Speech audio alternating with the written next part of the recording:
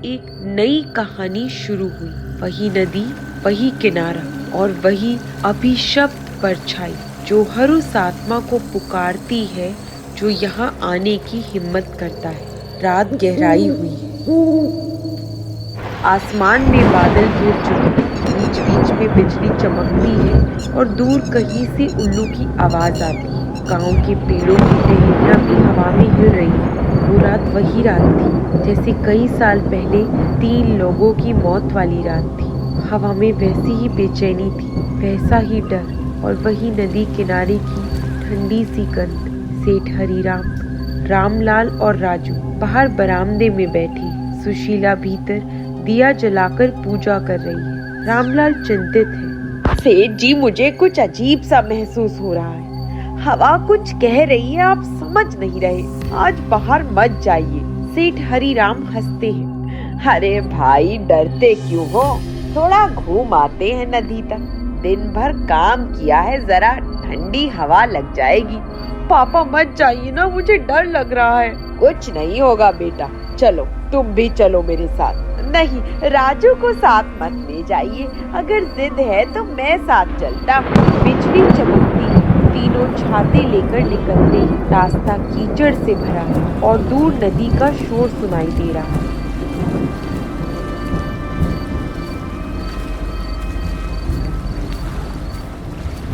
तीनों नदी के पास पहुँचते हैं। पानी तेज बह रहा है, बारिश शुरू हो चुकी है। बिजली की चमक में नदी के पार वही पुरानी झोपड़ी दिखती है, टूटी और झुकी। रामलाल धीरे से कहता है, सेठ जी देखिए, वो झोपड़ी फिर से दिख रही है। आप माने या ना माने, वहाँ कुछ है।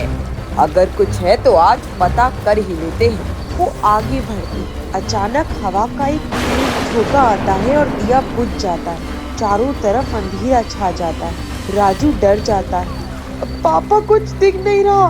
तभी नदी के उस पार से एक धीमी सी करुण आवाज आती है, जैसे कोई औरत रो रही है। रामलाल कांप जाता है। सेठ जी, ये आवाज सुनी आपने?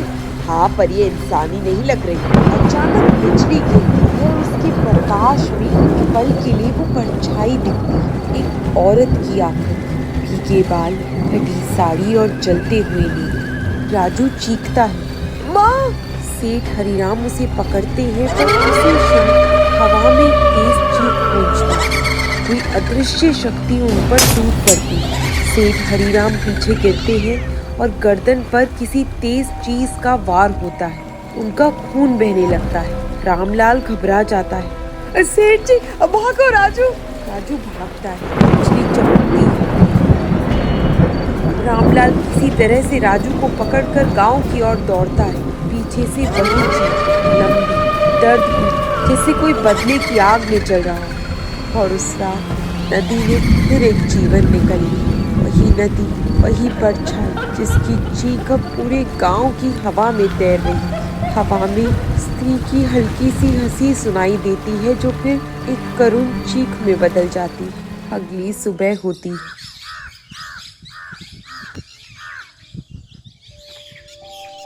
आसमान पर हल्का कोहरा फैला है।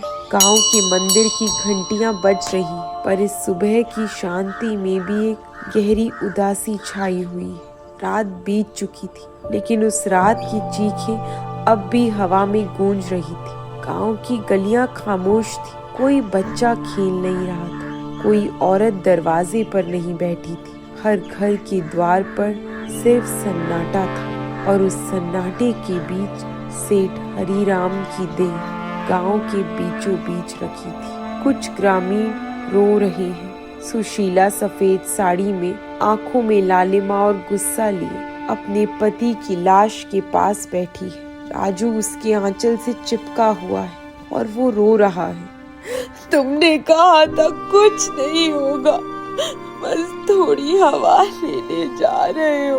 अब देखो, यही हवा तुम्हें ले गई हमेशा के लिए। माँ, पापा क्यों नहीं उठते? उन्हें बोलो ना माँ। सुशीला राजू को बाहों में भर लेती है। उसकी आंखों से आंसू झरते रहते हैं। रामलाल पास खड़ा है सिर को झुकाए। भाभी मैंने रोका था उन्हें, मगर वो नहीं माने। अब जो हुआ उसके लिए धरती भी कांप रही है।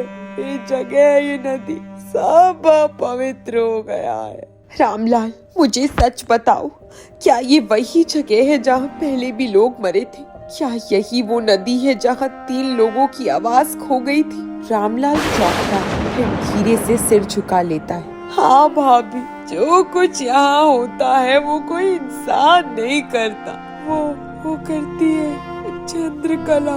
कौन चंद्रकला? कई साल पहले इस गांव में एक औरत रहती थी, चंद्रकला। कहते हैं जमींदारों ने उसके साथ बड़ा अन्याय किया था। उसने अपने ही घर को आग लगा ली थी अपने परिवार समेत। उस दिन से उसकी आत्मा शांति नहीं पा सकी। जो भी इस गांव में आता है वो उसे याद दिलाती है कि ये धरती अब किसी की नहीं। सुशीला उठती है, उसकी आंखों में अब आंसू नहीं, केवल ज्वाला है। अगर ये सच है तो मैं उसकी कहानी जानूंगी, क्यों उसने श्राप दिया, और अगर वो पापी है तो मैं उसे मुक्त करूंगी, चाहे अपने प्राणों से ही मुझे क्यों ना चुकाना पड़े।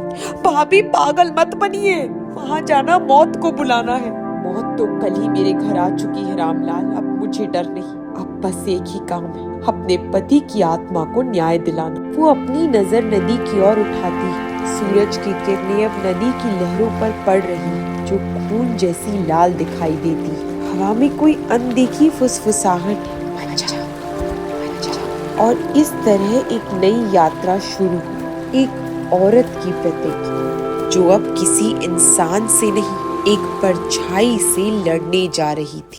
सुबह से शाम हो चली। गांव के किनारे वाले जंगल की पगडंडी पर सुशीला अकेली चल रही है। उसके चेहरे पर थकान है, पर आंखों में दृढ़ता अब भी जल रही है। हवा में अजीब सी गंध है, जैसे गीली मिट्टी, धुएं और किसी पुराने समय की यादें मिलकर एक रहस्यमयी माहौल बना रही है। सुशीला उस पगडंडी पर चल रही थी जहाँ शायद अब कोई नहीं जाता था। गांव के लोग कहते थे जंगल के भीतर एक बूढ़ा साधु रहता है, वो सब जानता है। चंद्रकला का श्राप, उस नदी का रहस्य और वो अंधकार जो गांव को सालों से खा रहा है। पगडंडी पर पत्तों की खड़खड़ाहट सुनाई देती, कहीं दूर सियार की आवाज आती।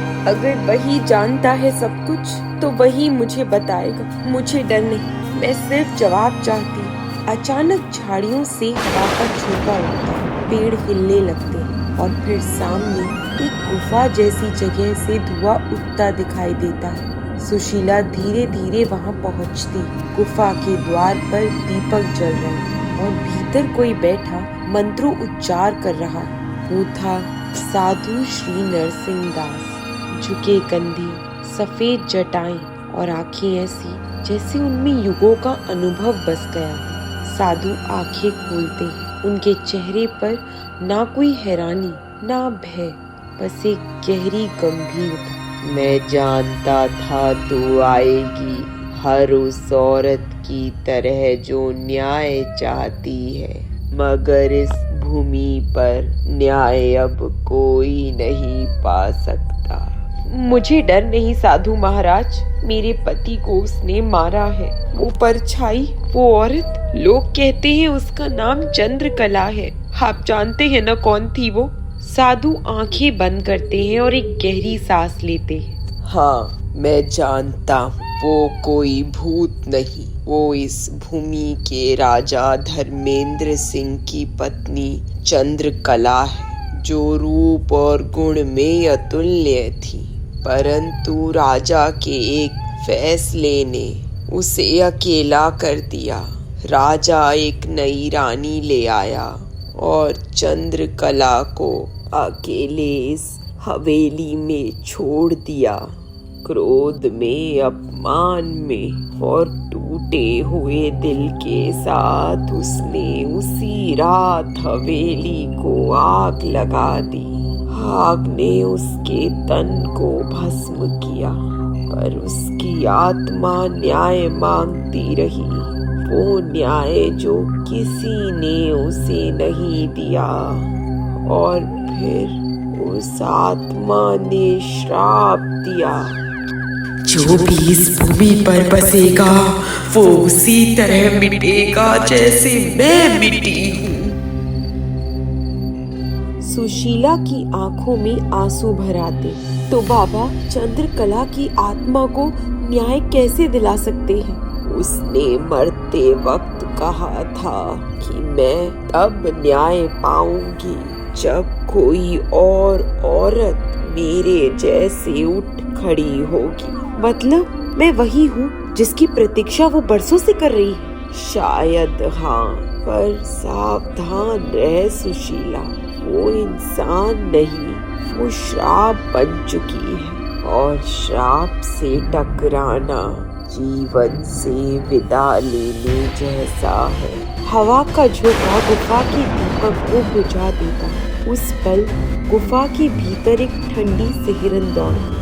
साधु ने अपनी माला कसकर थामी और सुशीला की आंखों में अब डर नहीं, दृढ़ता थी। फिर भी मुझे उसे देखना होगा, क्योंकि अगर वो औरत कभी न्याय नहीं पा सकी तो शायद मेरा जीवन उसी की कहानी को पूरा करने के लिए। धीरे धीरे सुशीला गुफा से बाहर निकलती है। पत्तों की सरसराहट और दूर बिजली की गड़गड़ाहट सुनाई देती और इस तरह एक औरत ने एक श्रापित आत्मा की ओर कदम बढ़ाया, जहाँ न्याय और भय की सीमाएं अब एक हो चुकी। रात के समय आसमान पर बादल छाए, हवा में सीलन और अजीब सी गंध है। गांव के पीछे फैला वही जंगल और उसके पार नदी का किनारा, जहाँ से कहानी शुरू हुई। दूर कहीं उल्लू की आवाज और मेंढकों की टर्राहट गूंज रही। रात फिर से लौट आई। वही नदी, वही किनारा, पर अब उस ओर जा रही थी एक और औरत। वो औरत जिसने खोया था अपना सब कुछ और अब चाहती थी जवाब। सुशीला के हाथ में दीपक है जो बार बार कांपती लौ के साथ बुझने को होता है। उसके चेहरे पर डर नहीं, बस दृढ़ता है। वो नदी के किनारे बढ़ती है जहाँ हल्की धुंध फैली हो। वो खुद से ही बात करती है। तूने मेरे पति को मारा, पर क्यों? अगर तुझमें दर्द था तो दूसरों को क्यों सजा दी? आज मैं तुझसे जवाब लेकर ही लौटूंगी, चाहे जो हो जाए। धीरे धीरे हवा तेज होने लगती, पत्ते उड़ने लगते और तभी नदी के पार झोपड़ी के पास कुछ हलचल होती है। झोपड़ी के दरवाजे पर वही परछाई दिखाई देती, लंबी झुकी हुई आकृति, फटे वस्त्र और जलते हुए नेत्र। वो थी चंद्रकला। सदियों पुराना दर अब भी उसी रूप में जलता हो। हवा में अचानक ठंडक बढ़ जाती है। सुशीला की सांसें रुकने लगती है। दिया लगभग बुझ जाता है, पर वो कांपते हाथों से उसे बचा लेती। चंद्रकला, मैं तुझसे डरने नहीं आई हूँ। मैं सिर्फ जानना चाहती हूँ तू ये सब क्यों कर रही है? क्यों इस गांव को श्राप दिया तूने? धीरे धीरे हवा थम जाती और उसी पल एक स्त्री की धीमी गूंजती हुई आवाज सुनाई देती, मानो किसी गहराई से आ रही। क्योंकि ये गांव मेरा था और इन लोगों ने मेरा सब कुछ छीन लिया। धुंध में उसकी आकृति साफ दिखने लगती। उसका चेहरा आधा जला हुआ, बाल बिखरे, आंखों से आग नहीं आंसू बह रहे। तू इंसान थी चंद्रकला। अगर तुझसे अन्याय हुआ तो तू भी तो औरों से वही कर रही है। क्या दर्द बांटने से शांति मिलेगी? चंद्रकला की आवाज कांपती, जैसे भीतर से टूटी हुई। शांति? जब मैंने शांति मांगी थी तो मेरा किसी ने साथ नहीं दिया। मैं जिंदा जल गई थी। मेरे बच्चे की चीखें हम भी इस नदी में गूंजती है और अब हर वो आवाज जो इस नदी के पास आती है, मैं उसे वापस वही दर्द महसूस कराती हूँ जो पहले झेला था। सुशीला धीरे धीरे उसकी ओर बढ़ती है। हवा तेज होती जाती है। नदी की लहरें ऊंची उठती है। अगर तेरा दर्द सच्चा है तो मुझे दिखा। तू चाहती है बदला या मुक्ति? क्योंकि मैं यहाँ आई हूँ तुझे मुक्त कराने। चंद्रकला की आंखें एक पल के लिए नरम पड़ती, बिजली चमकती, उसके पीछे आग की लपटें सी दिखती, मानो वो उसी रात में जी रही हो जब वो घर में जल गई थी। मुक्ति, मुझे तो सिर्फ न्याय चाहिए, कोई ऐसा जो मेरी सच्चाई दुनिया को बताए कि मैं एक मासूम थी जिसके सपने, खुशियाँ सब कुछ छीन लिए गए थे। मैं एक माँ थी। सुशीला धीरे से आगे बढ़ती है और अपने दीपक को चंद्रकला की ओर उठाती है। फिर आज मैं तेरा वचन पूरा करूंगी, तेरी सच्चाई दुनिया जानी, पर इसके लिए तू इस अंधकार को छोड़ दे। इन मासूमों को मत सताना। कुछ पल के लिए सन्नाटा छा जाता है, हवा रुक जाती है, चंद्रकला की आंखों से आंसू बहते हैं जो लपटों में बदलकर हवा में घुल जाते हैं। अगर तू सच कहती है तो सूरज फिर इस गांव में उगेगा, वरना यहाँ कभी नहीं बुझेगी। धीरे धीरे उसकी परछाई धुंध में विलीन होने लगती है। नदी शांत हो जाती है, दीपक की लौ स्थिर हो जाती है और उस रात पहली बार नदी पर शांति उतरी थी। पर ये शांति असली थी या तूफान से पहले का सन्नाटा, कोई नहीं जानता। सुबह की किरणें धीरे धीरे गांव की छतों पर उतरती, पक्षियों की चहचहाहट सुनाई देती, हल्की धुन अब छट रही, लेकिन इस सुबह में कुछ अलग है। बहुत समय बाद ये जीवित लगता है। हवा में अब सन्नाटा नहीं बल्कि शांति की फुसफुसाहट है। वो रात जिसने बरसों तक गांव को डर में बांध रखा था अब बीत चुकी थी। नदी का पानी जो हर रात लालिमा लिए बहता था आज स्वच्छ और शांत। दीपक की लौ जो हमेशा कांपती थी आज स्थिर थी, और सुशीला जो अब भी वही थी नदी के किनारे, पर उसकी आंखों में अब डर नहीं बस करुणा थी। सुशीला धीरे धीरे घुटनों पर बैठती, दीपक जलाकर उसे नदी में बहाती है। दीपक की लौ दूर तक जाती है और नदी पर सुनहरी लकीर छोड़ जाती है। चंद्रकला, तेरी आत्मा अब मुक्त हो गई, तेरे दर्द को अब कोई नहीं भुलाएगा। मैं तेरी कहानी दुनिया को बताऊंगी ताकि कोई औरत अब वो यातना ना सहे जो तूने सही। धीरे से उसके पीछे कदमों की आहट होती है। रामलाल वहाँ आता है, आंखों में विस्मय और शांति ली। भाभी, कल रात क्या हुआ था? पूरे गांव ने देखा, तूफान के बीच में आसमान लाल चमक उठा था, फिर सब कुछ शांत हो गया, नदी का रंग भी बदल गया, अब तो जैसे वो पवित्र हो गई है। हाँ रामलाल, वो लौट गई जिसके श्राप ने इस गांव को बांध रखा था।